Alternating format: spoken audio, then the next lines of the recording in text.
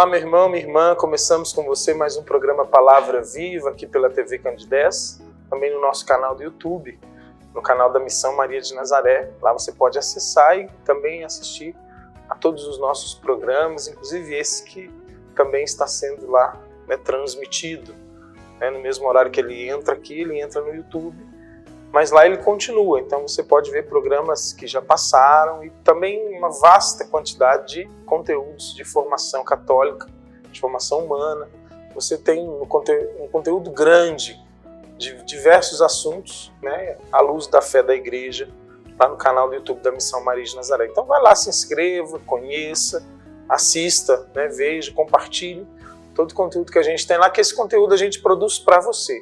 É um conteúdo produzido nos nossos projetos, trabalhos, eventos, para mesmo ajudar as pessoas a encontrarem algum tipo de luz, algum tipo de formação dentro da sua caminhada de fé. Então, Missão Maria de Nazaré no YouTube, que pode acessar lá.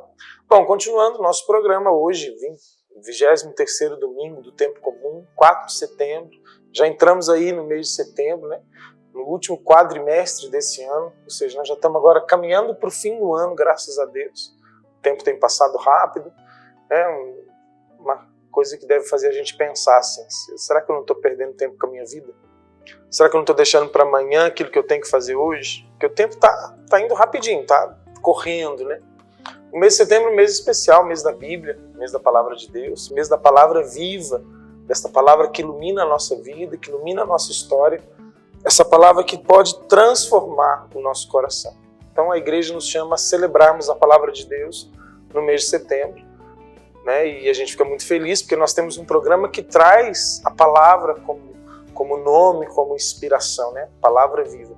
Então neste mês nós queremos muito que você mergulhe na Palavra de Deus, na Palavra viva que pode trazer vida para a sua vida. Às vezes a gente fica perguntando assim, o que será que Deus quer que eu faça disso, daquilo, o que será que eu resolvo da minha vida nessa situação ou nesta outra? Vá lá na palavra, vá lá na Bíblia.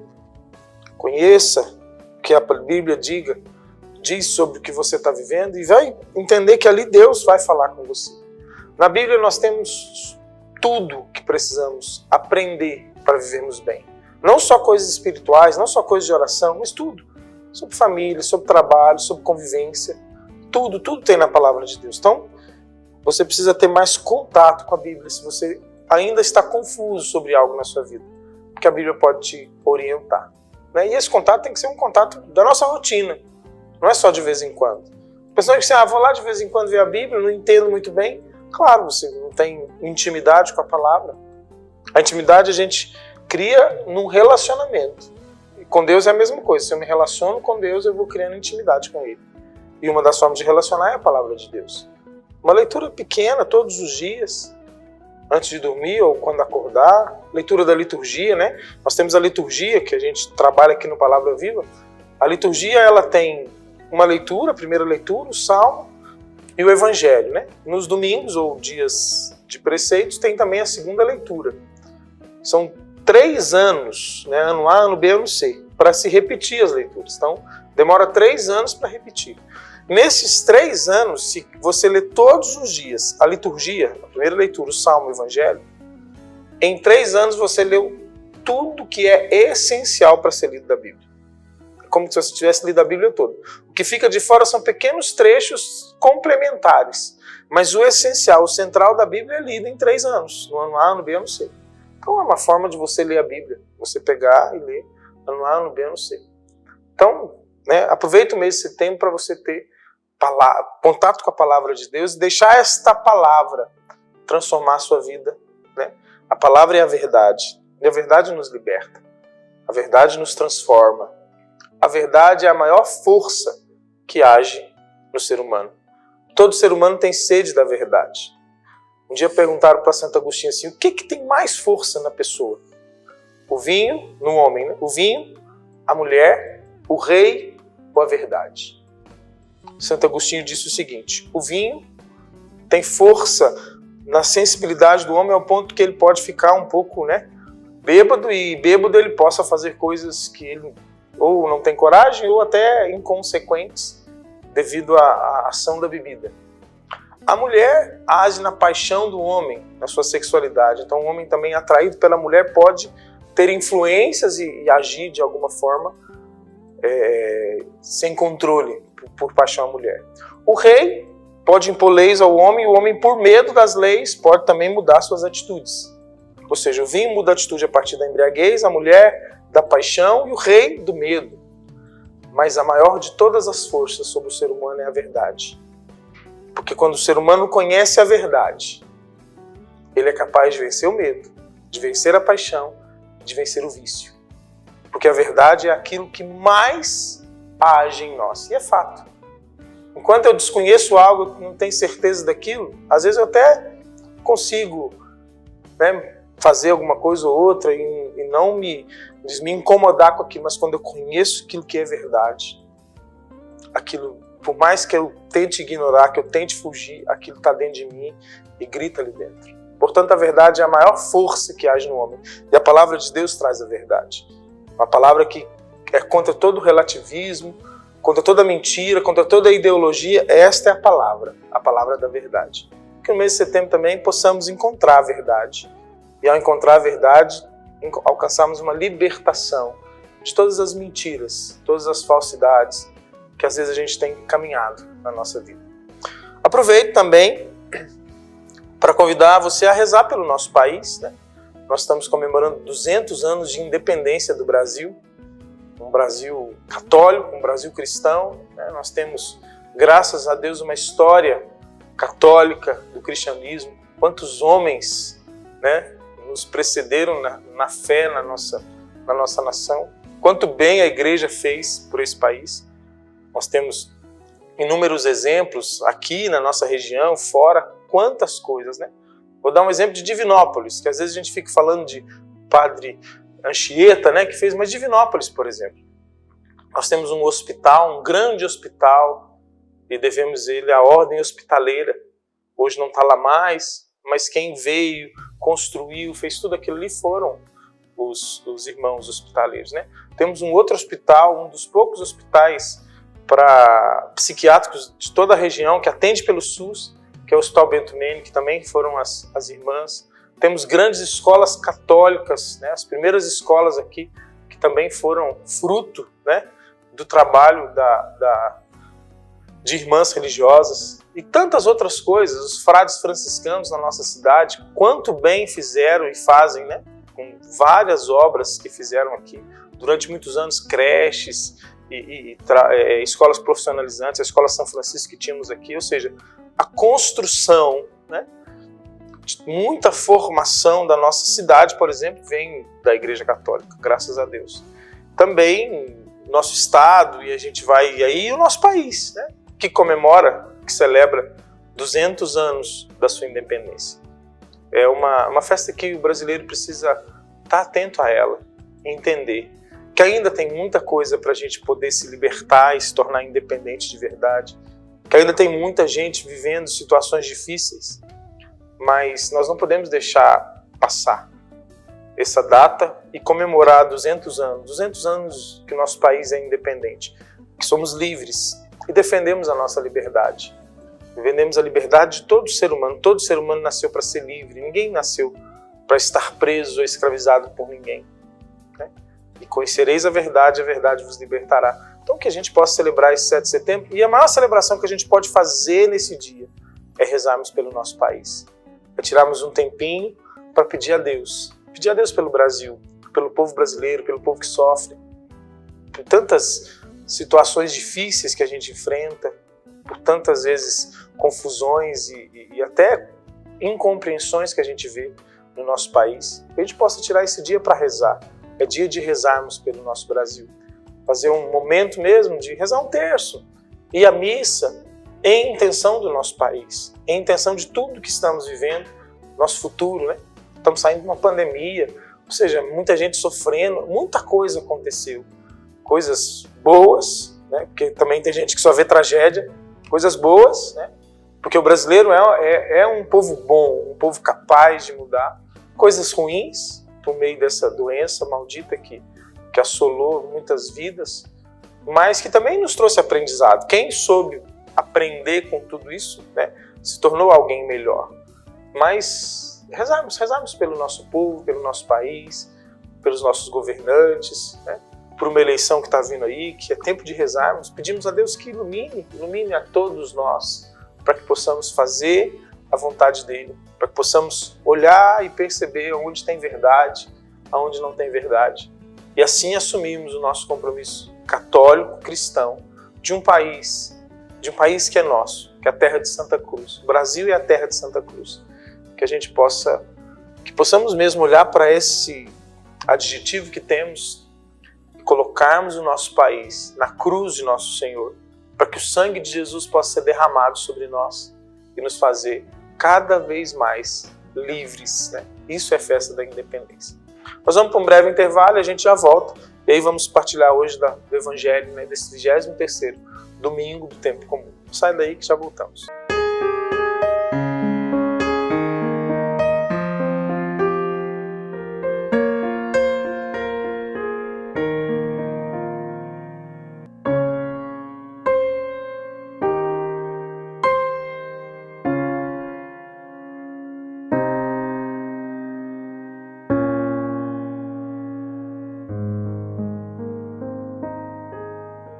Olá, meu irmão, minha irmã, estou precisando da sua ajuda para que juntos possamos zelar pelas vidas dos idosos que estão lá no nosso lar dos idosos. Precisamos da sua ajuda para manter aquela casa.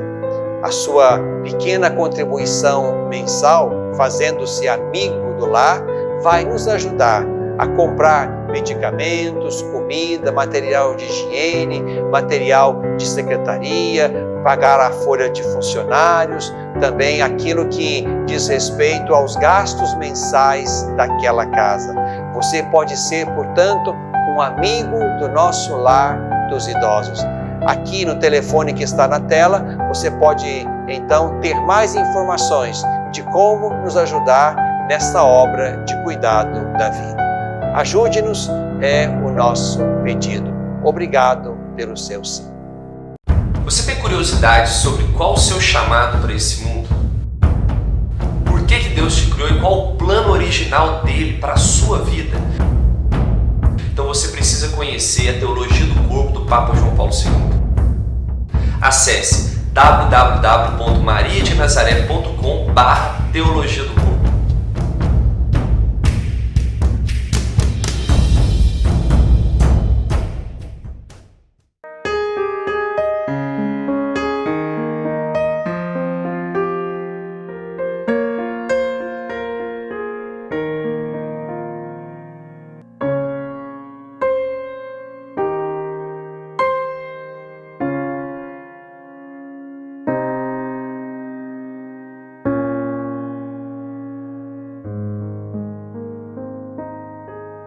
Estamos de volta com o nosso Palavra Viva neste domingo, 23º domingo do tempo comum, onde nós entramos aí no mês da Bíblia, no mês da Palavra de Deus, no mês que a gente precisa encontrar na Palavra respostas para a nossa vida. E hoje nós, já nesse primeiro domingo do mês de setembro, nesse Evangelho, nós já queremos nos deparar com o que Deus quer falar conosco, o que Deus tem para nós neste mês de setembro. Então pega comigo, se você puder, Lucas capítulo 14, versículos de 25 a 33.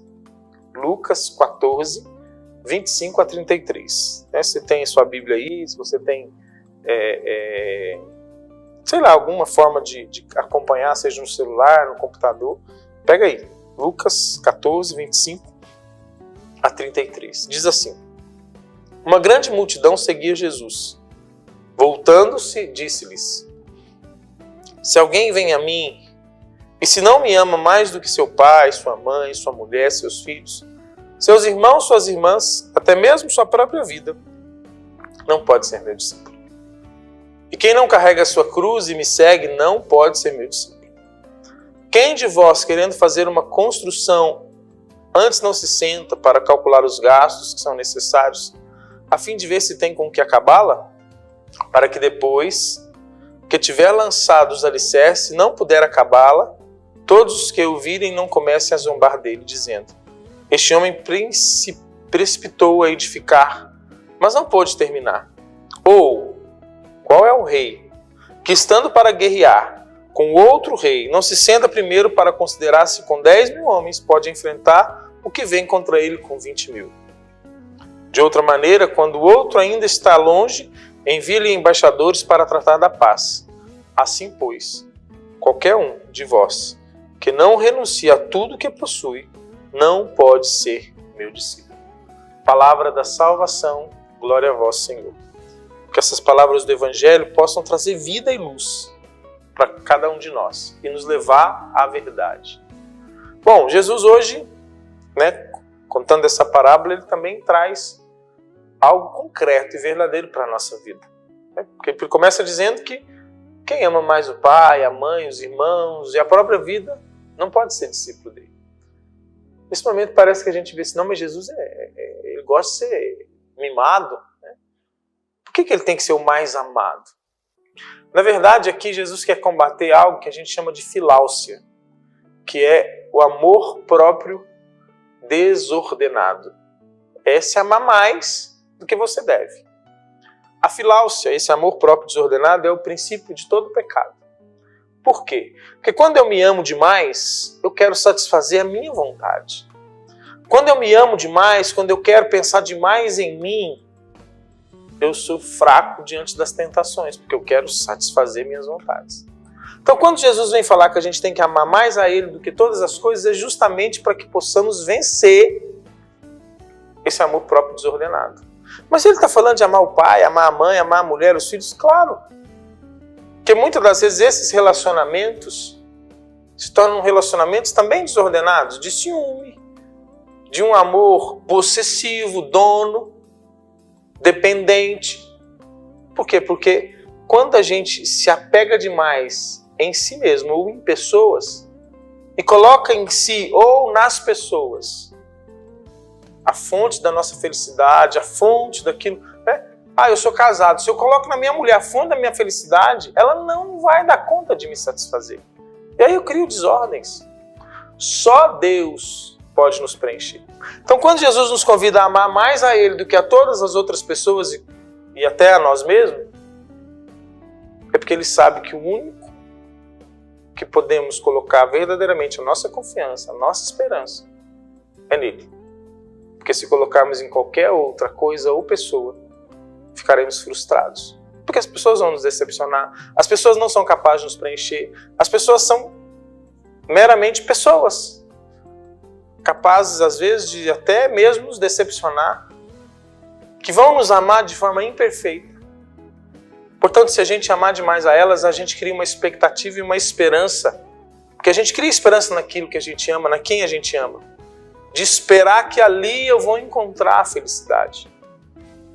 Não, só em Jesus nós encontramos a felicidade. Só Ele é capaz de nos preencher. É como se imaginássemos dentro de nós um grande buraco, um buraco fundo, negro,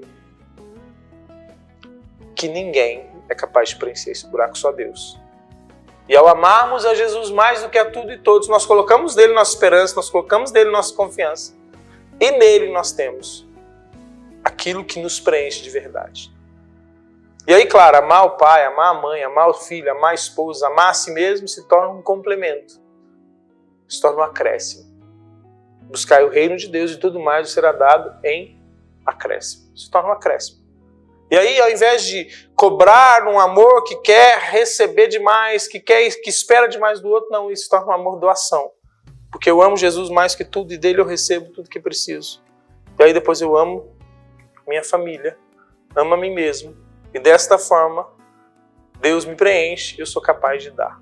Essa é a matemática que Jesus fez. E aí até por isso que ele fala de uma parábola, porque a gente fala assim, o que tem a ver a construção com isso, né? Porque ele fala da prudência, do plano, do cálculo. Porque esse é o cálculo. Eu preciso amar Jesus para ser feliz. Porque se eu for amar meu pai, minha mãe, meus filhos, minha esposa, a mim mesmo, eu não vou ser feliz. Porque eu preciso daquilo que é garantido. Aqui que Jesus está falando de uma certa garantia, uma certa segurança. Para construir uma casa, será que você tem condição mesmo de fazer essa casa agora? Será que não tem que esperar um pouco mais? Se eu esperar um pouco mais, talvez eu vou dar conta e não vou sair assim, louco. Será que se eu amar mais minha esposa, vou ser feliz? Não, então eu vou garantir com Jesus.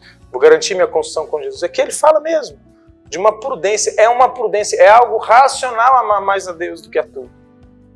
Amar mais a Ele que a tudo é algo racional. E aí ele fala da cruz. Assumir a cruz. Nossa, mas assumir a cruz no sofrimento. Não, assumir a cruz.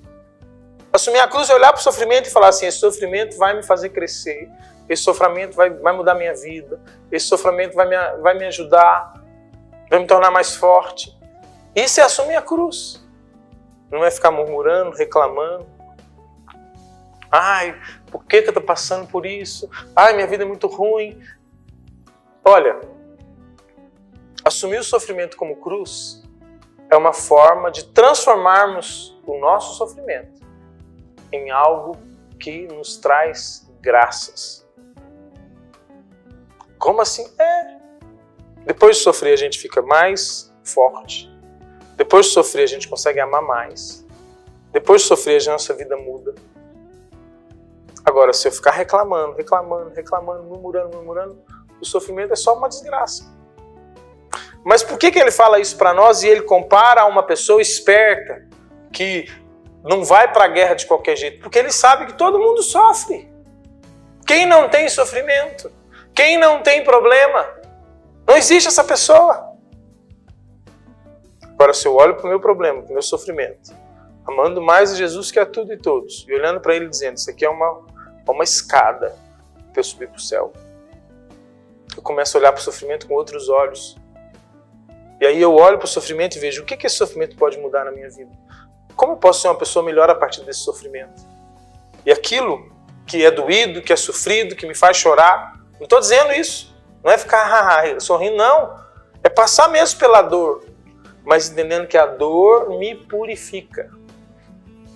O negócio é colocar um objetivo na dor, um sentido no sofrimento. Por isso abraçar como cruz. A cruz foi o quê? A cruz foi a fonte de salvação. E a partir da cruz tem a ressurreição. Agora, se eu fico fugindo dela, brigando com ela, batendo nela, não quero saber e tal, eu não passo por ela. Eu vou ter o mesmo sofrimento, eu vou ter as mesmas dores, as mesmas lágrimas, as mesmas angústias, sem colher nenhum fruto daquilo.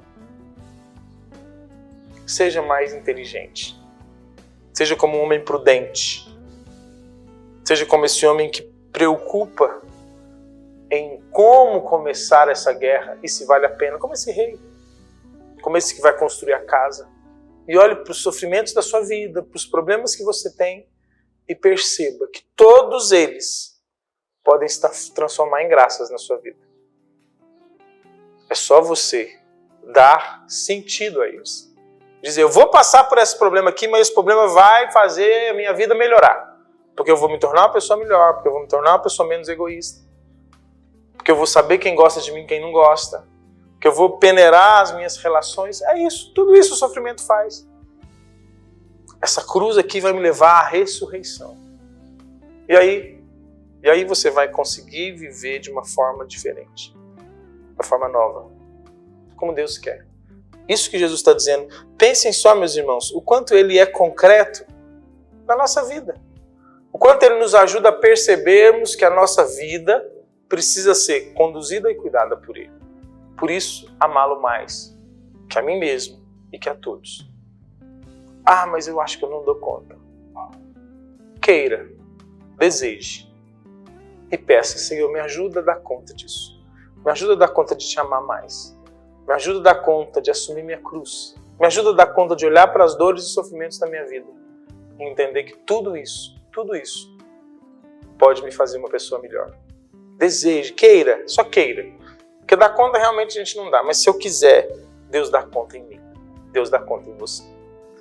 Termino então o nosso programa de hoje, pedindo a você que continue rezando por nós, né? Que nesse mês da Bíblia, vá na palavra, vá se encontrar com Jesus na palavra de Deus. E lembre-se de rezar pelo nosso país, que tem 200 anos que é independente, que precisa ainda se livrar de tantos males que o assolam. Deus abençoe você e até domingo que vem, se Deus quiser.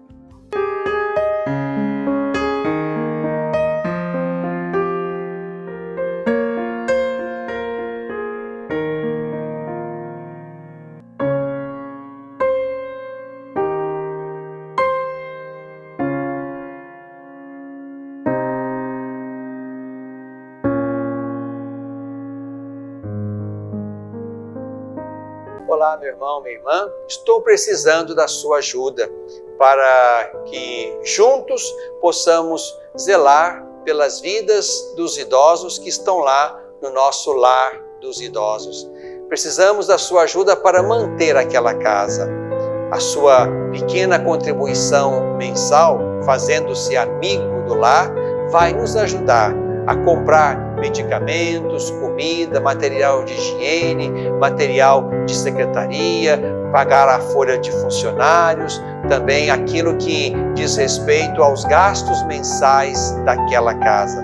Você pode ser, portanto, um amigo do nosso lar dos idosos. Aqui no telefone que está na tela, você pode então ter mais informações de como nos ajudar nessa obra de cuidado da vida. Ajude-nos, é o nosso pedido. Obrigado pelo seu sim. Você tem curiosidade sobre qual o seu chamado para esse mundo? Por que Deus te criou e qual o plano original dele para a sua vida? Então você precisa conhecer a teologia do corpo do Papa João Paulo II. Acesse www.mariadenazaré.com/teologia do corpo.